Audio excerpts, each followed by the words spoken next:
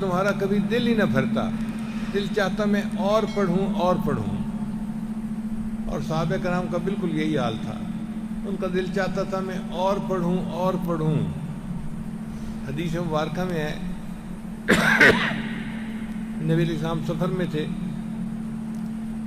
تو آپ نے 2 صحابہ کی ڈیوٹی لگائی کہ رات کے وقت پہرا دیں تاکہ باقی لوگ آرام سے سو جائیں، ایسا نہ ہو کہ سب سوئے ہوئے ہوں اور دشمن شبخون مارے تو نقصان ہوگا۔ اب وہ دونوں صحابی رات کو جاگتے رہے، پھر انہوں نے سوچا ہم دونوں جاگ رہے ہیں، ایسا نہ ہو کہ زیادہ دیر ہو گئی تو ہم دونوں کو نیند آئے گی اور سو جائیں گے، تو بہتر یہ ہے کہ ایک سو جائے ایک جاگے، پھر دوسرا سو جائے اور پہلا جاگ جائے۔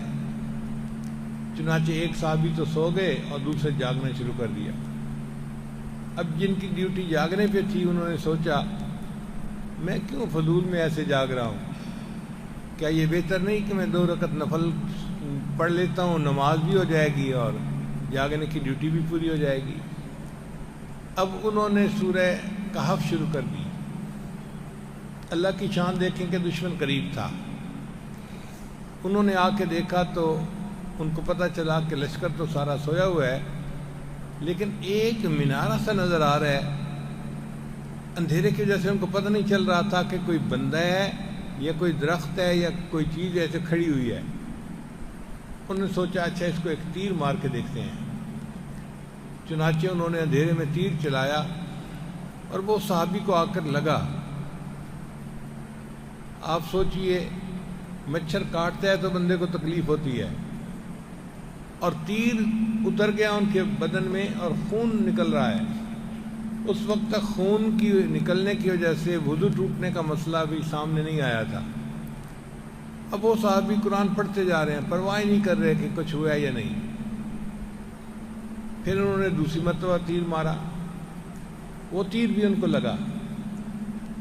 اب 2 جگہ سے خون بہنے لگا، اتنا خون بہا کہ ان کو یہ ڈر ہوا کہ میں بے ہوش ہو کے گر جاؤں گا خون کے بہنے کی وجہ سے۔ تو انہوں نے جلدی سے نماز مکمل کی اور اپنے ساتھی کو جگایا اور اس کو کہنے لگے اگر مجھے دشمن کے پہرے میں کوتاہی کا ڈر نہ ہوتا تو میں تیروں پہ تیر تو کھاتا رہتا، سورہ کہف کو پورے پڑھے بغیر نماز نہ ختم کرتا۔ یہ ہے لطف اور مزہ کہ میں تیروں پہ تیر تو کھاتا رہتا مگر میں سورہ کہف کو مکمل پڑھے بغیر نماز نہ مکمل کرتا۔ ان کو ایسا لطف اور مزہ آتا تھا۔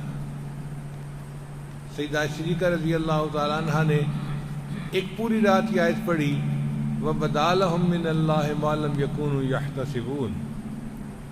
نبی علیہ السلام نے ایک رات میں پوری رات کی آیت پڑھی ان تعذبہم فإنہم عبادک۔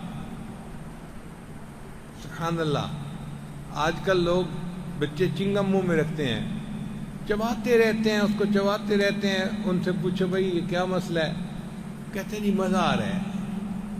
جس طرح ان کو چنگم چبانے سے 1 گھنٹہ مزہ آتا ہے، اللہ والوں کو قرآن مجید کی آیت کو اسی طرح بار بار پڑھنے کا مزہ آتا ہے، لطف آ رہا ہوتا ہے، دل چاہتا ہے بس اس کو پڑھتے رہیں پڑھتے رہیں پڑھتے رہیں۔ دعا کرنی چاہیے کہ اللہ تعالی ہمیں بھی قرآن مجید کی لذت عطا فرما دے تاکہ ہمارے دل اس کو حاصل کریں اور ہمیں قرآن مجید کے ساتھ ایک نسبت نصیب ہو جائے۔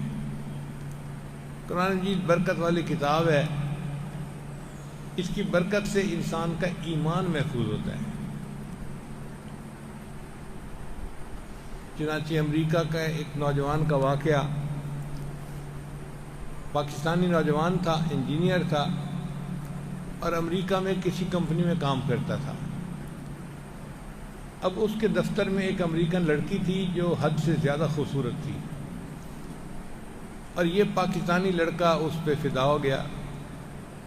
اس کا دل چاہتا تھا کہ بس کچھ بھی ہو میں نے اس لڑکی سے شادی کرنی ہے۔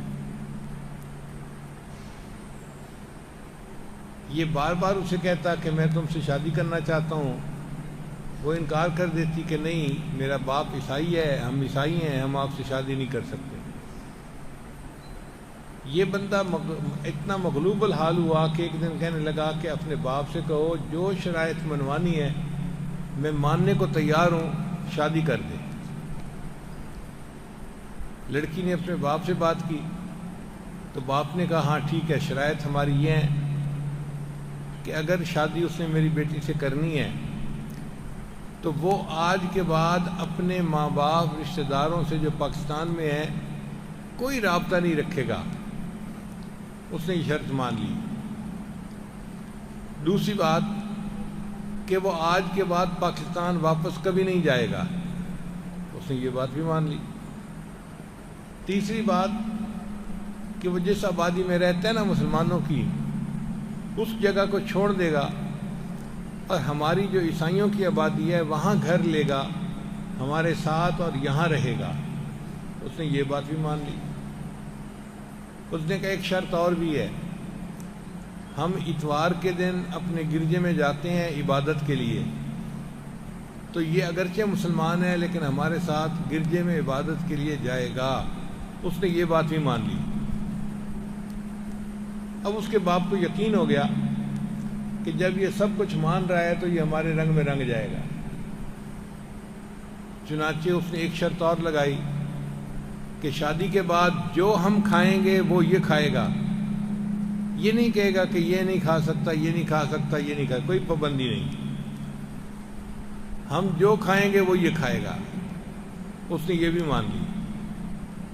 اب باپ نے کہا کہ جب سب کچھ ہی اس نے مان لیا تو شادی میں کیا رکاوٹ ہے، آخر میری بیٹی انجینئر ہے تو یہ بھی انجینئر ہے، اچھا رشتہ ہے، اس نے شادی کر دی۔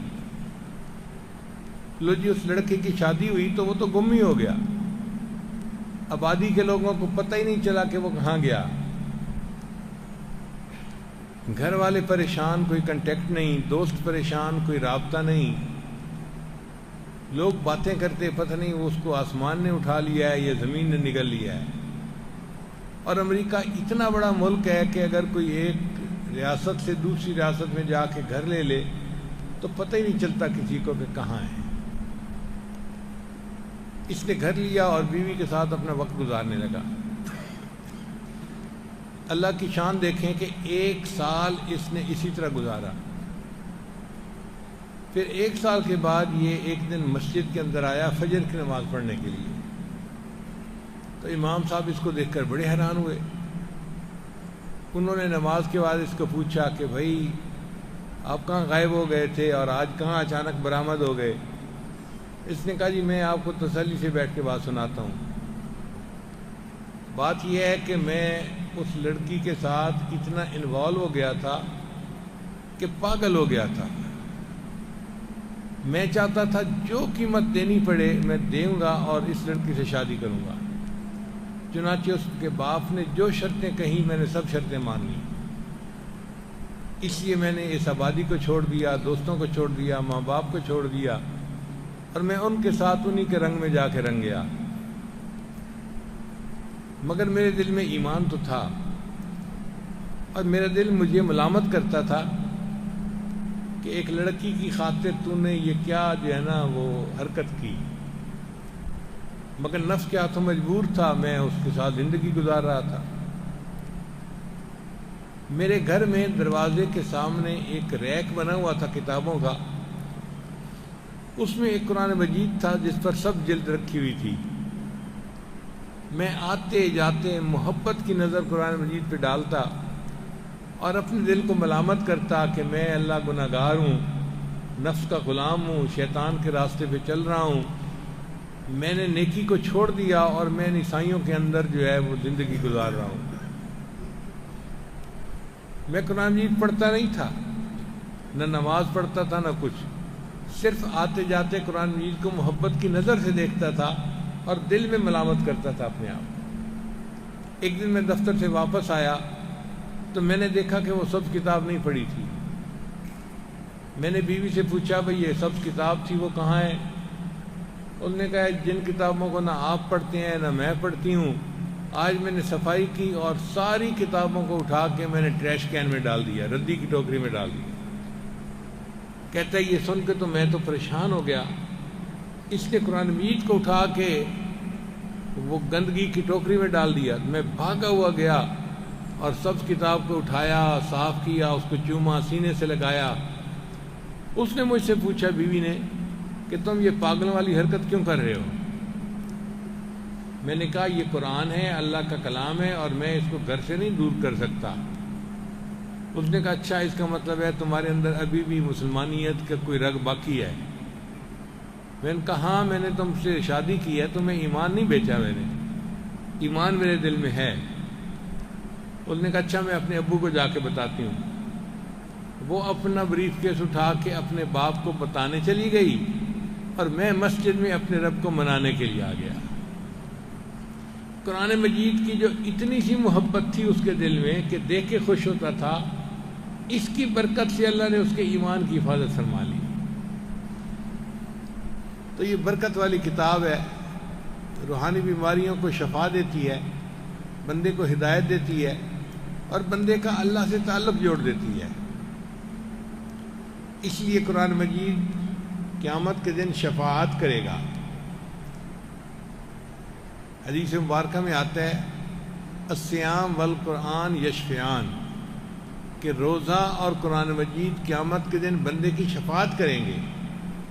قرآن کہے گا یا اللہ یہ میرے ساتھ دوستی کرتا تھا، روز میری تلاوت کرتا تھا، اب یہ جہنم میں نہیں جا سکتا. اگر اس کو جہنم میں بھیجنا ہے تو مجھے اپنی کتاب سے نکال دیجئے. نبی علیہ السلام نے فرمایا قرآن ایسا جھگڑالو ہے، اللہ سے بات منوا کے رہے گا اور بندے کو جنت میں پہنچا دے گا. ہم دنیا میں دوست بناتے ہیں، کاش کہ ہم قرآن مجید کو اپنا دوست بنائیں، اسی کو پڑھنا، اسی کو یاد کرنا، اسی کو سمجھنا، اٹھتے بیٹھتے اسی سے تعلق ہو. قرآن مجید کے ساتھ اگر دل جڑ گیا تو ہماری دنیا بھی سنور گئی، آخرت بھی سنور گئی. شاعر کہتا ہے اتر کر ہرا سے سوئے قوم آیا اور ایک نسخے کیمیا ساتھ لایا. وہ بجلی کا کڑکا تھا یا صوت ہادی، عرب کی زمین جس نے ساری ہلا دی. یہ قرآن مجید کیا نور والی کتاب تھی کہ پوری عرب کی زمین کو ہلا کے رکھ دیا. چنانچہ کوئی بھی نبی علیہ السلام کے سامنے آتا تھا کافر، نبی علیہ السلام قرآن پڑھتے تھے اور قرآن کی وجہ سے اس کے دل میں ایمان کا نور آ جاتا تھا. آج اسی قرآن کو چھوڑنے کی وجہ سے ہم اپنی زندگی میں ذلت کا وقت گزارتے پھر رہے ہیں. وہ زمانے میں معزز سے مسلمان ہو کر ہم ہوئے خار تارک قرآن ہو کر. قرآن آج بھی ہمارے گھروں میں موجود ہے، ہمیں چاہیے کہ ہم اس کو پڑھیں اور کثرت کے ساتھ پڑھیں. قرآن مجید کا کم سے کم حق یہ ہے کہ انسان سال میں 2 مرتبہ اس کی تلاوت کرے. اب عام دنوں میں تو ہم تلاوت نہیں کر پاتے، تو کم از کم رمضان شریف میں ہی 2 مرتبہ قرآن مجید ختم کرنے کی کوشش کر لیں تاکہ قرآن مجید کا یہ حق ادا ہو جائے. قرآن مجید کو اچھے ریشمی غلاف کے اندر رکھنا، اس کی صفائی ہو، اس پہ گرد نہ پڑے اور اس کو خوشبو لگا کے رکھنا، یہ اس کا ادب ہے. اور قرآن مجید کے ساتھ دل کی محبت ہونی چاہیے. اور جو صاحب قرآن لوگ ہوں، حافظ ہیں، علماء ہیں، ان کے ساتھ بھی محبت ہو. یہ بھی قرآن کی محبت ہے. جس طرح بیٹے سے محبت ہو تو باپ خوش ہوتا ہے، اس کو میرے بیٹے سے بڑی محبت ہے جی. جس بندے کو قرآن سے محبت ہوگی اللہ اس سے راضی ہوں گے کہ میرے اس بندے کو میرے قرآن سے محبت ہے. اور اس قرآن کی برکت کی وجہ سے اللہ اس کے کاموں کو سنواریں گے. قرآن مجید انسان کو اس دجالی دور کے اندر ایمان کی حفاظت دے گی.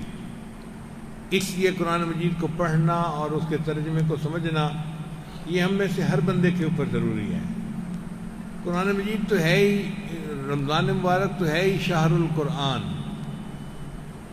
قرآن مجید اسی میں نازل ہوا اور اللہ نے حکم دیا کہ سارے امت کے بندے نماز میں کھڑے ہو کر قرآن مجید کو شروع سے آخر تک سنیں.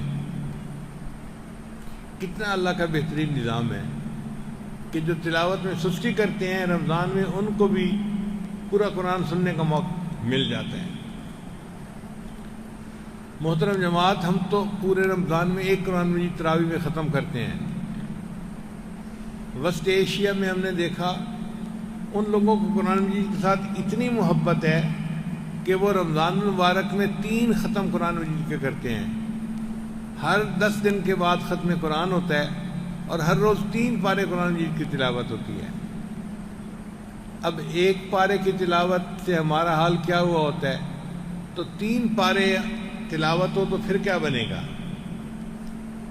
اور ہم نے وہاں دیکھا کہ بچہ ہو یا بوڑھا جو مسجد میں داخل ہو گیا وہ 3 پارے کی تلاوت سنے بغیر وہاں سے باہر نہیں نکلتا۔ ان کے دل میں ایسی قرآن مجید کی محبت ہے۔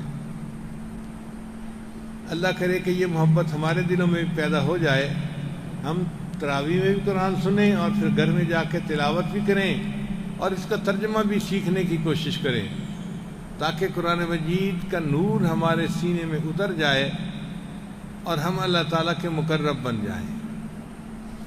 حدیث مبارکہ میں آتا ہے اللہ کے فرشتے پھر رہے ہوتے ہیں، جہاں وہ قرآن مجید کی آواز سنتے ہیں پڑھنے والے کے قریب ہو جاتے ہیں،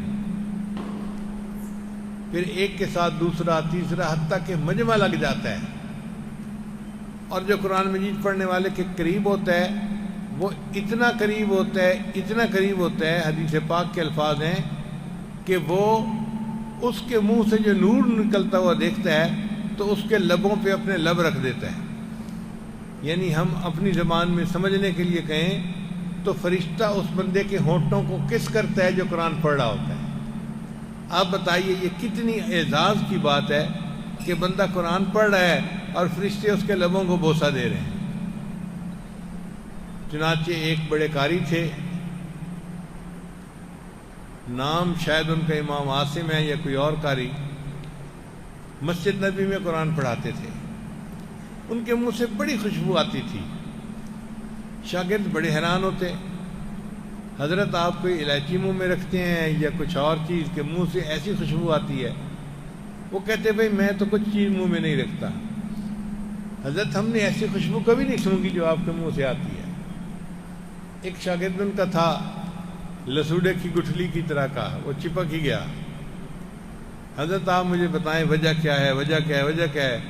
جب اس نے بہت تنگ کیا تو انہوں نے بتایا کہ اچھا میں تمہیں راز بتاتا ہوں کہ ایک رات مجھے خواب میں نبی علیہ السلام کی زیارت نصیب ہوئی، تو نبی علیہ السلام نے فرمایا نام لے کر عاصم، تم میری مسجد میں بچوں کو قرآن پڑھاتے ہو، لاؤ میں تمہارے لبوں کو بوسہ دوں۔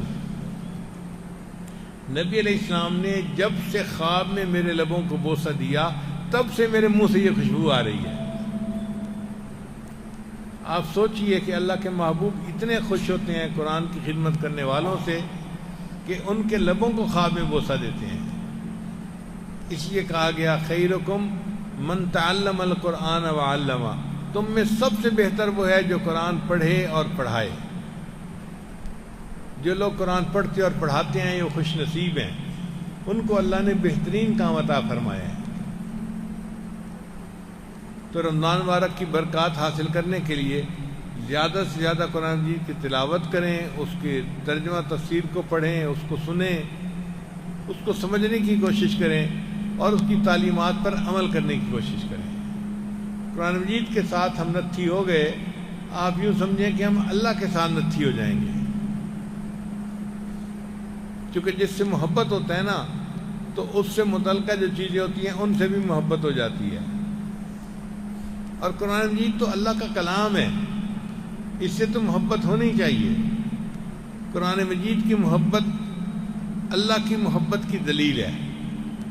کوشش یہ کریں کہ روزانہ کا معمول ہو کہ صبح اٹھیں تو فجر کی نماز پڑھ کے سورہ یاسین کی تلاوت کریں یا 1-2 پارے کی تلاوت کا معمولی بنا لیں۔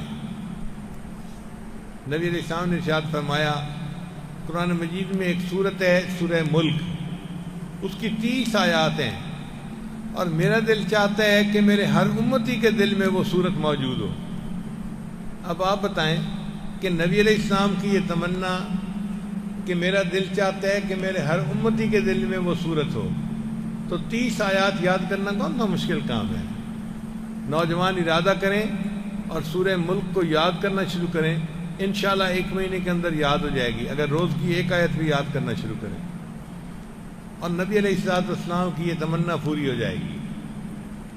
اسی طرح قرآن مجید کی اور بھی صورتیں ہیں کہ جن کو پڑھنے سے کسی میں رزق میں برکت ہوتی ہے۔ نبی علیہ السلام نے فرمایا جو سورہ واقعہ پڑھتا ہے اللہ تعالیٰ اس کو فاقے کے عذاب میں نہیں ڈالتے، جو سورہ کہف پڑھتا ہے اللہ تعالیٰ اس کو دجال کے فتنے سے بچا لیں گے۔ اور الحمد شریف جو ہے اس کا تو نام ہی سورہ فاتحہ ہے، اور ایک نام اس کا سورہ شفا ہے۔ اپنے بچوں کو سورہ فاتحہ پڑھ کے دم کیا کریں، بیماری کی حالت میں بچوں کو اللہ شفا عطا فرمائیں گے۔ قرآن مجید کے ساتھ اپنے تعلق کو اور بڑھائیں، حتیٰ کہ قرآن مجید ہمارے دل کی بہار بن جائے۔ دعا ہے کہ اللہ تعالیٰ رمضان مبارک کی برکت سے ہمیں قرآن مجید کی محبت عطا فرمائے، اور قیامت کے دن ہمیں قرآن مجید کے محبت کرنے والوں میں شمار فرمائے۔ حدیث پاک میں آتا ہے کہ جو حافظ قرآن ہوگا اللہ اس کو بلائیں گے اور کہیں گے کہ ایک ایک آیت پڑھتا جا اور جنت کا ایک ایک درجہ چڑھتا جا، ایک ایک آیت پڑھتا جا اور جنت کا ایک ایک درجہ چڑھتا جا، جہاں قرآن ختم ہوگا تیری منزل وہی ہوگی۔ اب آپ بتائیں کہ قرآن مجید کا یاد کرنا کتنا اہم عمل ہے۔ ہر آیت پر قرآن مجید پڑھنے والے کو ایک درجہ جنت کا اوپر ملتا جائے گا۔ ورتل کما کنت ترتل فی الدنیا، اور جیسے دنیا میں تم مزے لے لے کے ٹھہر ٹھہر کے پڑھتا تھا نا، ایسے پڑھ اور جنت کے درجے کو چڑھتا جا۔ ہم میں سے ہر بندہ اگر کوشش کرے تو قرآن مجید کا حافظ بن سکتا ہے، مشکل کام نہیں ہے۔ علماء نے لکھا ہے کہ جو بندہ قرآن مجید کو یاد کرنے کی نیت کر لے، اگر اس نے چند آیتیں یاد کی ہیں اور اس کو موت آ گئی، اللہ اپنے فضل سے اس کی نیت کی وجہ سے قیامت کے دن اس کو حفاظ کی قطار میں شامل فرمائیں گے کہ میرے بندے نے قرآن کی پڑھنے نیت کر لی تھی، لہذا میں اس کو حافظوں کے ساتھ کھڑا کرتا ہوں۔ اب یہ کون سا مشکل کام ہے؟ روز کی 1 آیت یاد کرنا شروع کر دیں، ہر بندہ کر سکتا ہے، ہر مرد اور ہر عورت۔ ہمارے قریبی رشتہ دار تھے، وہ سنارے کا کام کرتے تھے۔ میں بہت چھوٹا تھا، محمد نافع کی عمر کا بچہ، تو میرا دل چاہتا تھا کہ کوئی کام پڑے اور امی مجھے ان کے گھر بھیجے اور میں ان کو سونے کے زیور بناتے ہوئے دیکھوں۔ چنانچہ کوئی چیز لینے دینے امی مجھے بھیجتی تھی تو میں وہاں جا کے ان کی جو ورکشاپ تھی بیٹھک میں بنی ہوئی، وہاں بیٹھ جاتا تھا اور دیکھتا رہتا تھا۔ وہ کبھی سونے کا تار بنا رہے ہوتے تھے، کبھی اس کو جو ہے نا وہ ٹھک ٹھک کرتے رہتے تھے، کچھ نہ کچھ زیور بناتے رہتے تھے، اور میں دیکھتا رہتا تھا۔ میں نے یہ دیکھا کہ وہ ایک آیت کو بار بار پڑھتے تھے۔ تو ایک دفعہ میں نے ان سے پوچھا، آپ ایک آیت کو بار بار پڑھتے ہیں؟ وہ کہنے لگے کہ میں قرآن مجید کا حافظ بننا چاہتا ہوں، شادی شدہ ہوں اور میرے پاس اتنی فرصت نہیں کہ میں مدرسے میں جا کے پڑھوں، تو میں فجر کی نماز کے بعد استاد سے ایک آیت کا سبق لے لیتا ہوں اور پورا دن وہ آیت پڑھتا رہتا ہوں، شام تک وہ یاد ہو جاتی ہے، اگلے دن اگلا سبق۔ ایک ایک آیت روز یاد کرتے کرتے انہوں نے کئی سالوں میں پورا قرآن مجید مکمل یاد کر لیا، اور اس کے بعد اپنی زندگی میں انہوں نے کوئی 20 مرتبہ رمضان شریف میں تراویح پڑھائی۔ اگر ایک ایک آیت کو یاد کرتے کرتے بندہ پورا قرآن یاد کر سکتا ہے تو ہم کیوں نہیں کر سکتے؟ ہم بھی کر سکتے ہیں۔ ہمت کی بات ہے، رمضان مبارک کے مبارک مہینے میں نیتیں کر لیجئے اور قرآن مجید کی تلاوت شروع کر دیجئے اور اس کو پڑھنا شروع کر دیجئے۔ جتنا پڑھتے جائیں گے اتنا برکتیں ملتی جائیں گی، ایمان محفوظ ہو جائے گا، اور آئندہ نسلوں کے اندر اللہ تعالیٰ ایمان کو جاری و ساری فرما دیں گے۔ اللہ تعالیٰ اس رمضان کو جو ہمارے لیے شہر القرآن ہے، ہمارے لیے شہر الغفران بنا دے، کیونکہ جو بندہ رمضان المبارک میں روزہ رکھے گا تقوی و طہارت کے ساتھ، اللہ اس کے پچھلے سارے گناہ معاف کر دیتے ہیں۔ حدیث مبارکہ میں ہے من صام رمضان ایمانا و احتسابا غفر له ما تقدم من ذنبی، جس نے رمضان کے روزے رکھے ایمان اور احتساب کے ساتھ، اللہ اس کے پچھلے سارے گناہ معاف کر دیتا ہے۔ اور ایک حدیث میں ہے من قام رمضان، جس نے رمضان کی تراویح اہتمام کے ساتھ پڑھی، ایمانا و احتسابا غفر له ما تقدم من ذنبی، اللہ اس کے بھی پچھلے سب گناہوں کو معاف کر دیتا ہے۔ اب بتائیے، شوق کے ساتھ تراویح کو پڑھنا، اہتمام کے ساتھ، محبت کے ساتھ، اس سے زندگی کے پچھلے سب گناہ معاف ہو جاتے ہیں۔ یہ کتنا عظیم اجر ہے جو اللہ عطا فرماتے ہیں۔ اللہ تعالیٰ رمضان مبارک کی برکت سے ہم سب کی مغفرت فرمائے، اور اللہ تعالیٰ ہمارے اوپر سے پریشانیوں اور مصیبتوں کو دور فرمائے۔ وآخر دعوانا ان الحمد للہ رب العالمین۔